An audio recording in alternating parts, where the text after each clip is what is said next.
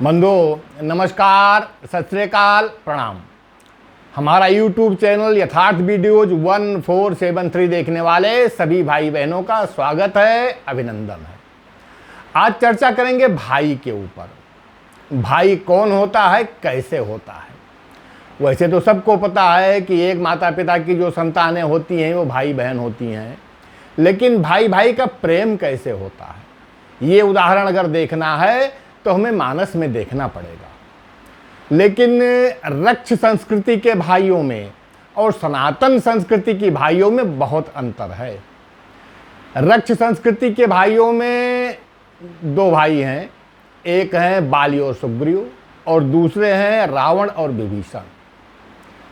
थोड़ा सा उदाहरण इनका देता हूं। बाली और सुग्रीव की जो स्थिति थी उसमें ध्यान से सोचिएगा, सुग्रीव की कोई गलती नहीं थी। बाली ने कहा था 15 दिन तक इंतजार करने को, उन्होंने 1 महीने तक देखा। राज्य में जब आए, राजा सुग्रीव स्वयं नहीं बने थे, मंत्रियों ने और सब लोगों ने बनवाया था, क्योंकि नियम यह है कि राजगद्दी कभी खाली नहीं रहती है। उनको बना दिया गया। बाद में उनको जान बचाते हुए इधर उधर भागना पड़ा और अंत में श्री राम जी की शरण में जाना पड़ा। एक भाई और हैं, विभीषण जी। रक्ष संस्कृति में यह है कि भाई अगर सच भी कह रहा है, सत्य भी कह रहा है और हमें नहीं पसंद है तो भाई बर्दाश्त नहीं किया जाता है। वहां पर विभीषण जी ने जो भी सलाह दिया था रावण को, गलत कुछ भी नहीं दिया था, लेकिन रावण से बर्दाश्त नहीं हुआ। सुग्रीव क्या कहते हैं, जब बाली को मारने के लिए राम जी तैयार होते हैं तब सुग्रीव को कहना पड़ा है कि ये मेरा भाई नहीं है, मेरा काल है, यम है ये। तब सुग्रीव विकल होई भागा, मुष्टि प्रहार वज्र सम लागा। मैं जो कहा रघुवीर कृपाला, बंधु न होए मोर यह काला। ये हमारा भाई नहीं है, काल है। ये रक्ष संस्कृति के भाई हैं। विभीषण जी ने कितनी सुंदर सलाह दिया था रावण को, लेकिन रावण ने क्या कहा कि हमारे ही नगर में रह रहा है और उन तपस्वियों से प्रेम कर रहा है, फिर हमको नीति सिखा रहा है। और ऐसा कह करके उसने लात मारी विभीषण को, जबकि विभीषण जी बार बार उसके चरण पकड़ रहे थे। मम पुर बस तपसिन पर प्रीति, सठ मिल जाए तिन्हीं कहु नीति। अस कही की इन्हें चरण प्रहारा, अनुज गहे पद 12 बारा। ये है राक्षसी प्रवृत्ति के सोच वाले, उसको मानने वाले भाइयों का उदाहरण। अब आइए अपने सनातनी भाइयों। सनातन में भाई कैसे हुए हैं, सबसे बड़ा उदाहरण राम जी के परिवार में ही देख लीजिए। कहीं अलग ढूंढने और जाने की आवश्यकता नहीं है। भरत जी राम जी के लिए कहते हैं कि हमें अर्थ, धर्म, कामनाएं, हमारी कोई इच्छा नहीं, मुझे निर्वाण भी नहीं चाहिए। अगर कुछ चाहिए तो जन्म जन्मांतरों तक श्री राम के चरणों में प्रेम चाहिए। धर्म न अर्थ न काम रुचि गति न चहो निर्वाण, जन्म जन्म रति राम पद ये है वरदान नान। और हमें कुछ नहीं चाहिए। भरत जी की भूमिका कहीं कहीं पर इतनी बड़ी है कि वो राम के समतुल्य या राम को भी कहीं कहीं छोटा कर देते हैं। छोटा भाई बड़े भाई को छोटा कर देता है। भरत का चरित्र सुनना समझना इतना आसान नहीं है। भरत जी सेना लेकर के जाते हैं। देखिए भाई भाइयों में कितना बड़ा विश्वास है, राम का भरत के प्रति कितना बड़ा विश्वास है, जबकि भरत की मां ने ही राम को वनवास दिलाया है।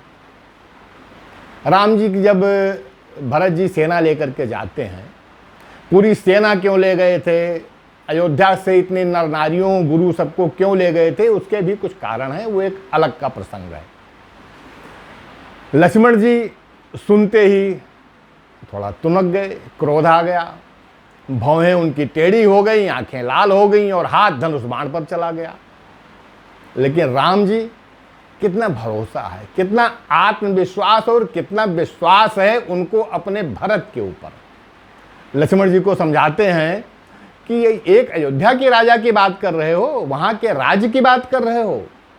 भरत को तो ब्रह्मा विष्णु और महेश तीनों पद अगर एक साथ मिल जाएं तो राजमद नहीं हो सकता है। भला कहीं कांजी को सीख में डुबो करके अगर क्षीर सागर में डाल दिया जाए तो क्या वो फट जाएगा? ऐसा कभी नहीं हो सकता है। भरत नहीं हो ही न राजमद विधि हरिहर पद पाए, कबहू की कांजी सीख रही क्षीर सिंधु बिन साई। ये उस माँ के बेटे अपने भाई के ऊपर से राम का कितना बड़ा विश्वास है, सोचने की बात। आ जाओ थोड़ा सा उदाहरण लक्ष्मण जी का भी ले लो। जब वनगमन की तैयारी होती है, लक्ष्मण जी भी जाने के लिए तैयार हैं, लेकिन उनके मन में बार बार आता है कि श्री राम उनको मना न कर दें, कहीं ऐसा ना हो कि अपने साथ न ले जाएं। तो उन्होंने कहा भी कि यहाँ रह करके भरत जी को उनकी सहायता करो, राज्य में माताओं को देखो। लक्ष्मण जी कुछ नहीं माने और उन्होंने क्या कहा कि जब मैं छोटा था तब से आपने मुझे शिशु की तरह मेरा प्रतिपाल किया है। भला कहीं हंस मंदराचल पर्वत को उठा सकता है? हम भला कहीं कुछ आपका उपकार करने लायक हैं?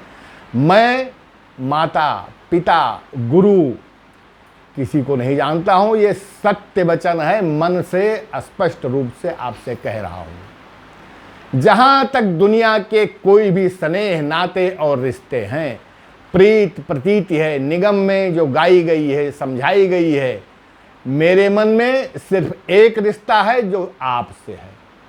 हे दीनबंधु, हे अंतर्यामी, हमें और कुछ नहीं चाहिए, आपके चरणों की सेवा चाहिए। ये लक्ष्मण जी कहते हैं।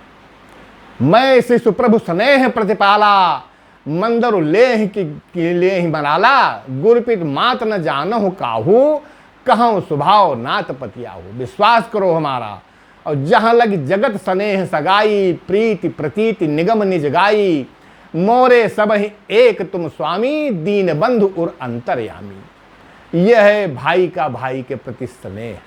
कितना, क्या लक्ष्मण जी को नहीं पता है कि वनवास में कितने कष्ट सहने पड़ेंगे? लेकिन नहीं, वो सब कष्ट सहने के लिए वो तैयार है। अब आ जाओ राम जी का प्रेम। लक्ष्मण जी को शक्ति लगती है। हनुमान जी सुखेन वैद्य को लाते हैं, संजीवनी लेने जाते हैं। लक्ष्मण को अपनी गोद में लिए हुए राम जी बैठ के विलाप कर रहे हैं और हनुमान जी की प्रतीक्षा कर रहे हैं। राम जी का विलाप सुनिए। उन्होंने कहा है कि हे भाई, तुम मुझे कभी दुखी नहीं देख सकते थे, तुम्हारा इतना मृदुल मनोहर स्वभाव है। हमारे हित के लिए, हमारी सेवा के लिए, हमारे कल्याण के लिए तुमने माता पिता को भी तज दिया और यहाँ आकर वन में जंगल में हमारे साथ शीत घाम सब सह रहे हो। अब वो प्यार, अब वो अनुराग, अब वो स्नेह तुम्हारा कहाँ है भाई? मेरे वचनों को, इन विकल वचनों को सुन करके ही उठ जाओ, आंख खोल दो एक बार। अगर मुझे ये पता होता कि इस वन में हमें अपने बंधु से बिछोह होगा तो मैं पिता वचन नहीं मानता। कितनी बड़ी बात कही है राम ने। सकहु न दुखित देख मोहि काऊ, बंधु सदा तो मृदुल स्वभाव। मम हित लाग तजो पितु माता, सहु विपिन हिम आतप बाता। सो अनुराग कहाँ अब भाई, उठहु न सुनि मम बच बिकलाई। जो जनते हो बन बंधु बिछोहु, पिता वचन मनते हो नहीं वो। ये देखिए, ये एक छोटी बात नहीं है। जो रघुकुल अपने वचन के लिए इतना प्रसिद्ध था कि प्राण चला जाए लेकिन वचन न जाए, उसी रघुकुल के नायक राम अपने भाई के लिए कह रहे हैं कि अगर मुझे पता होता कि मुझे अपने भाई से बिछोह होगा, हमारा भाई हमारा साथ छोड़ के चला जाएगा, तो मैं पिता के वचन को नहीं मानता। कितनी बड़ी बात कह दी उन्होंने। लेकिन पिता के वचनों से उनको प्रिय अपना भाई है। फिर कहते हैं कि पुत्र, धन, स्त्री, भवन, परिवार, ये सब तो संसार में मिलते रहते हैं।